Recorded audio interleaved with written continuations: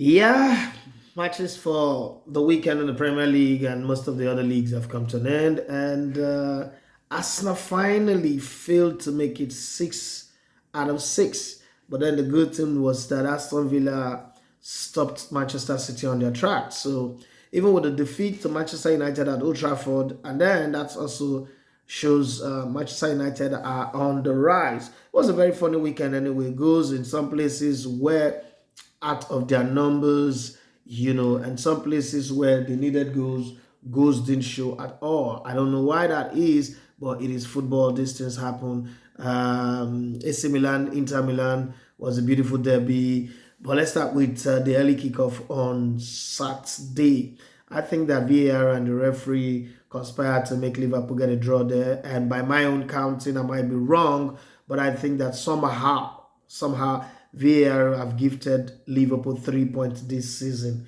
5 extra minutes was added in the previous game, and I don't know where midweek. I don't know where it ran up to the eight extra minutes, and then they scored.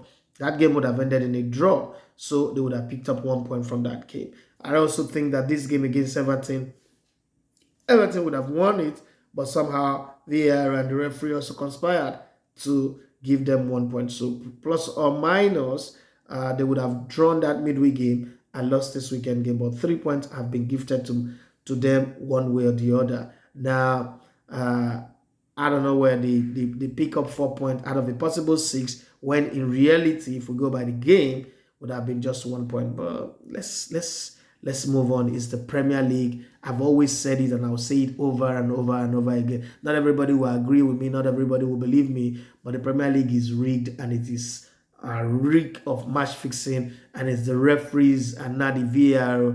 I mean, ever ask yourself, why is it that it's only the EPL VAR that we're always having all this talking point from? It's always something to talk about. It's always a controversy. Yeah, there's always this one, that one. I mean, look at the Arsenal game again. I don't think that VAR call was necessary. I mean, at halftime, even Dermot Gallagher, a former referee, big time referee in the Premier League, said there was no need for that. If you look at, remember the Leicester City game where Gary Tillemans did exactly the same thing to knock off a Brighton and Hove player off the ball for Leicester to score the goal. Nothing happened. But it is football, it's the Premier League, these things happen, and there's nothing anybody can do. Well, so welcome to my own match day roundup of the weekend games. My name is Adafi Matthew. Please do well to subscribe to this YouTube channel and get engaged in our content. Drop in your comment if you disagree or agree. Drop in your comment, tell us what you think about these things. But I think this is just me sinking my teeth into some of the games. I can't do all of them. I think that this weekend, I loved some of the results, even though betting fans or the punters will be very, very sad, especially with the Man City draw. FPL fans will also be very sad. I'm not sure I have mastered the FPL. This is my first season of playing the FPL, so it's going to take me some time to get in on the groove. I know how to play the FPL, know how the rules work. I actually thought that I've signed 4 players. I've been bitter and angry for a while. I didn't know that I used the chip. It means that those players would go off after playing 1 week game for me, and then my squad will revert to what it used to be. But hey, no problem. I'm getting used to it. I think after this season, I'll be very, very good. Before the end of the season, I'll be very good at it, and I will now start thinking of competing at a global stage. That's it. Let's meet the games. Everton, Liverpool straight in, ended 0-0. But I thought that Liverpool, before the game, I thought Liverpool were going to win. It's a Merseyside derby. But when the game started, the quality of play, I thought that Maupe was the major culprit. Should have, taken the chances that he had. I'm not sure he's ever had that much number of chances anywhere he's played before. Came to Everton, the team was playing well. They didn't look like they were missing Richarlison, or they looked like Cavalier wasn't there, or looked like they missed anybody. They just, buckle up and decide to play well. And I must say kudos to Frank Lampard. I've been a very strong critic of Frank Lampard. I don't think that English coaches are as good as people want us to believe them, because if you have a league that have run for 30 years and no Englishman have won it as a coach, then I question the coaches in England. But then English football is on the rise again. They've won under 17 World Cup, they've won under 20 World Cup, they won the Women World Cup, they gone to the semi-finals of the Men's World Cup in 2018, got to the finals of the Euros. I think that that's a rise in their football. So Frank Lampard, Steven Gerrard, and the rest of them are trying to push and prove a point that what I said about English coaches is not right. But for me, the reason why I'm giving credit to Frank Lampard is how he's managed to manufacture the best performance of Alex Iwobi week in, week out. Kudos to him for that one. And then the other game that got me was Brentford playing against Leeds United. Damn, how did Brentford manage to score 5 goals? Yes, there was calamitous defending. There was some, beautiful free kick, beautiful goal, penalties and all that. But at the end of the day, Brentford scored 5 goals. Now, the question that is bothering in my head is how that performance that Leeds United put about 3 games ago against Chelsea, how that performance have disappeared, or have they overrun themselves so much so that they cannot put up that kind of performance, right? Because I thought that on the day they beat Chelsea 3-0 at Elland Road, they outran Chelsea, Chelsea had forced them, had played them and everything. And I was expecting that, if not to put up that performance every game, but at least they should put up that performance maybe one game after every 2 or 3 games they should put up that performance, but I didn't see that performance yesterday. I thought they were insipid. And this is not me taking anything away from Brentford. After all, Leeds United still came to score 2 goals. Ivan Toney was on cloud 9, scoring a hat-trick. We joined the players that have scored a hat-trick this season in the Premier League. So, like the man who scored back-to-back hat-trick, the Norwegian tour, talking about Erling Braut Haaland. But, it's just like too many goals looking at basketball scoreline. Chelsea huffed and puffed, but the most important thing is that they won. And, one of the hallmark of great teams is that in your tough times, you find a way to grind results. And they did that against a team like West Ham. And Newcastle Crystal Palace was that one game where everybody thought that there was going to be goals in this game, but it ended up to be one of the other game in the league this weekend that didn't produce a single goal. What about Nottingham Forest playing against Bournemouth? Now, this game was strange. 2 goals up, and you ended up losing 3 goals to 2 to Bournemouth. I thought that the League of Nations, the collection of 22 new players that they brought in, the coach would have, put a team together to get this result, but that didn't happen. Between the coach of Nottingham Forest and Brendan Rodgers, I don't know who will be fired first, but my smart money is on Leicester firing Brendan Rodgers, and I also putting my smart money on Brendan Rodgers, saying terrible thing unless they sign a non-disclosure agreement. If not, I think that when Brendan Rodgers is fired by Leicester, it would, throw up a can of worm and throw tantrum. Tottenham Hotspur are gradually edging their way up there to stay there, doing what Antonio Conte knows how to do best. But Mitrovic again was among the scorers on Saturday. Wolverhampton Wanderers managed to get a win. The most important thing is all 3 points. And Aston Villa, upset the apple card by making sure Man City didn't go with a 3 points out of the Villa Park. But then that also played into the hands of Arsenal. That even as Arsenal lost today, one way or the other, they are still top. Paris Saint-Germain, Neymar was put on the bench. I don't know. The coach was even coming out to explain. Why was he explaining? I don't know. But Kylian Mbappe, Lionel Messi combined very well to make sure that they win that game 3-0 as Lionel Messi assisted 2 of the goals by Kylian Mbappe, and then Mendes scored the 3rd goal to give them a 3-goal lead away from home against Nets, and so they won that one 3-0. And then there was Leon beating Angers by 5-0, as well as Marseille going away from home to beat Ozel 2-0. But I think it was La Liga that was impressive to me. The way what's it called? Okay, Bayer Leverkusen also lost at home. That was Bayer Leverkusen continuing their tradition. And then Union Berlin was able to hold Bayern Munich to a 1-1 draw. 2 draws now this season already, but it still looked like a league that they will win. But then the one that surprised me the most was Eintracht Frankfurt beating RB Leipzig by 4-0 in Italy. After 2 straight draws, Napoli returned back to winning ways as they were able to beat Lazio on the night.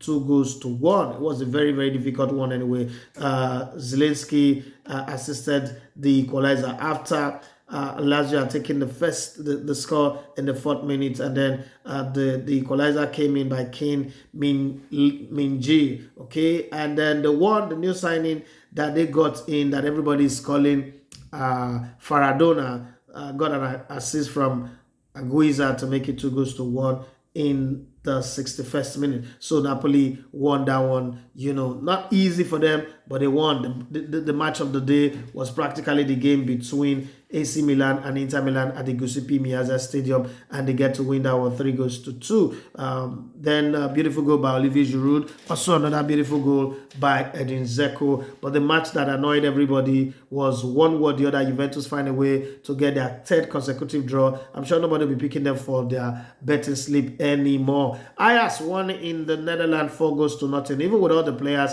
that they are losing, they still find a way to win. Feyenoord also scored 4, but this time around they considered 3. Yeah, but Real Madrid, it was who kept their 100% record of 4-4 as they won 2-1 against Real Betis away from home. But then Barcelona, after drawing their first game, have gone on a winning streak as Lewandowski scored, and as well as Rafinha, and they won that game by 3-0 against Sevilla away from home. They're looking like a team that would give Real Madrid a run for their money. It's 2 points between them. Real Madrid is on 12 points and Barcelona on 10 points. Anything can happen on that one. But then today in the Premier League, Brighton and Hove beat Leicester City by 5-2, and Manchester United beat Arsenal by 3-1. I'm going to major or center on that game. I thought that Manchester United deserved their win. Whatever I want to say about officiating or anything, Manchester United deserved their win. First 10-15 minutes of the game, it was Manchester United high pressing, dominance of the ball, and Arsenal scored in the 12th minute that the VAR went back to check and cancelled. I don't think that they should cancel that goal anyway, but you can tell me what you think about it, what your opinion is. After that, Manchester United duly and rightfully scored a goal that they worked hard for and their play deserved. That was the first time Arsenal is conceding a goal into the half this season, if my memory serves me right. And then in the second half, Arsenal came in, played, really dominated play, scored. But 5 minutes after scoring, good goal that Arsenal also scored, creative play from the midfield, a pass to Gabriel Martinelli. The ball was blocked and it fell into the path of Orochi Saka, who put it in the net. But after that moment, Arsenal didn't build on that momentum. I think that there was just something about the team. It's not that Simbi didn't play well, but there was just something about the team. Gabriel Jesus didn't, click properly. There was just something about the team. And I'm not here blaming anybody. They've been doing well since, so you can't blame anybody. But Manchester United showed that they wanted it. And I love the way Anthony took that goal, the first goal for them. And Rashford's 2 goals were beautiful, running into space, not stressing himself too much. Bruno Fernandes knowing how to find him and the rest of the team knowing how to work for them. I think that Erik ten Hag is beginning to find his team, and the ability to keep Cristiano Ronaldo and Maguire on the bench without causing any problem is a good one. It's shown that he is the man in charge of the team since he took them on that 13-mile run where he ran with them. The team has changed. The attitude in the camp has changed, and I think it's a very, very good one for Manchester United. Like I predicted at the beginning of the season, I'm still going to stick to it. Man United will make top 4. They look like the team to make second position in the league this season. It's going to be Man United, Man City, Man United, maybe Arsenal, Chelsea, or anybody, or Liverpool, any one of those ones. That's the way I've seen my table. That's my opinion. I think that if you have your opinion, you can also say it. You can tell me who you think will make the top 4 going into the season. But then there's this question that I want to ask. Do you think that Man City playing just to the strength of, Erling Haaland is taking something away from their game? Because they seem to always want to find the ball to Erling Haaland. And sometimes when players like Bernardo Silva, Kevin De Bruyne, and the rest of them have a clear chance to shoot like we know them that they would do or find the goal, they seem to be looking for Haaland. And I think, this is my thought anyway, I think that that's taken away from them. But you can tell me what you think. Do you think it's taken away from them, or it's just me reading too much meaning to all of that? And then also in Italy, do you think that Juventus have gotten worse than they were before, or what do you think? What's your opinion? And Bayern, they've drawn 2 games this season. There's nothing much to read about because the competition are also not playing well. Leipzig are not playing well. Borussia Dortmund are not playing well. But is Bayern Munich a stronger team or a weaker team? Don't forget, we're marching into the week of the Champions League opener. On Tuesday, the Champions League will start on the 6th of this month. What's your take? What's your opinion? Your team, how did they play this week? Are you satisfied with this weekend? If your team is in the Champions League Are you hopeful of your first game winning it, or what do you think? And then if your team is in the Europa like Manchester United and Arsenal, what are you thinking? And for those of you who are fans of Arsenal, do you think that this defeat to Manchester United, we can read any meaning to it? Is it that, oh, a lot of people say they've not played against any big team, and the first time they meet a big team, they lost 3-1? I do not believe that. Anyway, I don't belong to that school of thought. I believe that football is football. Like I asked in one Arsenal forum, do you get 6 or 20 points from beating a Man City or a Man United? If you get 3 points from playing against anybody that you win, then I don't think that there's any such thing as a big team or no big team. And then if Arsenal keep winning against all the small teams and lose against the so-called big team only, they will still end up winning the title. Well, I'm not saying they win the title. I'm just responding to that conversation in that context. So you don't misquote me and say I said Arsenal will win the title. But having said that, what's your take of the games that have gone on this weekend? Looking forward to the UEFA Champions League Tuesdays and Wednesdays, Europa and Conference League on Thursdays. What do you think are the chances of your teams or the teams that are playing in the competition? You can give your take and all that in the comment section. Once again, my name is Ida Fimache. Thank you very much for being part of our YouTube channel, for listening to our radio, for being part of everything that we're doing, for reading all the notes that we write or the articles that we'll put on www.elegbotentv.com. Please, if you've not subscribed, do well to subscribe. And if you subscribe, do well to get engaged in the comment section and also introduce our channel to your friends and people that you know. God bless you and have a wonderful week ahead. Bye-bye.